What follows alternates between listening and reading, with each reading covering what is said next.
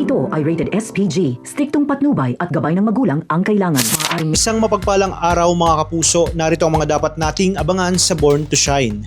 Mukhang unti-unti nang nabubunyag ang mga sekreto na matagal nang pilit itinatago ni Dara. At kung totoo na ipinapakita ng mga eksena, mukhang mas malalim pa ang naging koneksyon niya dito kay Freddy kaysa sa inaakala ng lahat. Dahil ipinakita na nga ang nangyari dito kay Dara at Freddy at tanda natin na si Freddy ay asawa ni Vanna, kaya syempre hindi maiwasang magtanong ang mga manonood ano ba talaga ang namamagitan sa kanilang dalawa. Pero malinaw naman na nakita natin na sila ay gumagawa ng kataksilan.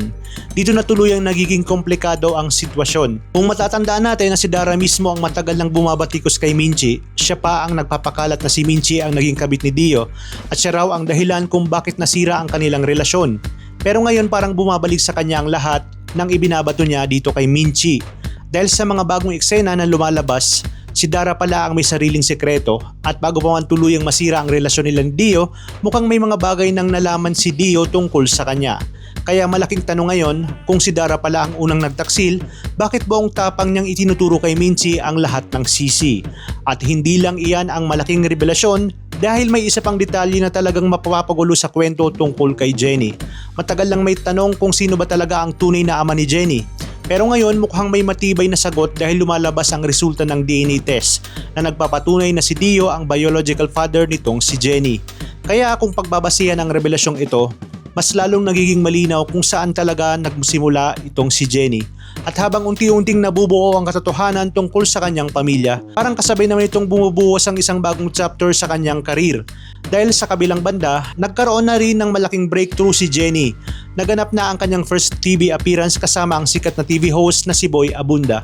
At dito proud na proud niyang ibinahagi ang isang malaking balita na magkakaroon siya ng isang sarili niyang solo album. Imagine nyo, mula sa pagiging bahagi ng Yumi, ngayon ay unti-unti nang nakikilala si Jenny sa sarili niyang pangalan. At ang nakakatuwa pa rito, kung tutuusin, maaaring ang akala nilang pagbagsak ni Jenny siya palang magiging turning point sa buhay nitong si Jenny. Matapos siyang tanggalin ni Monica dito sa Yumi, hindi pala doon natatapos ang kanyang journey. Sa halip, parang binubuksan pa nito ang oportunidad para tuluyan siyang makapagsolo.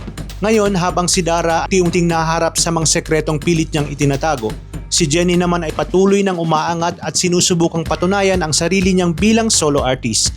Kaya ang tanong ngayon, habang lumalabas ang katotohanan tungkol kay Dara, ano pa kaya ang mga sekreto na susunod na mabubunyag?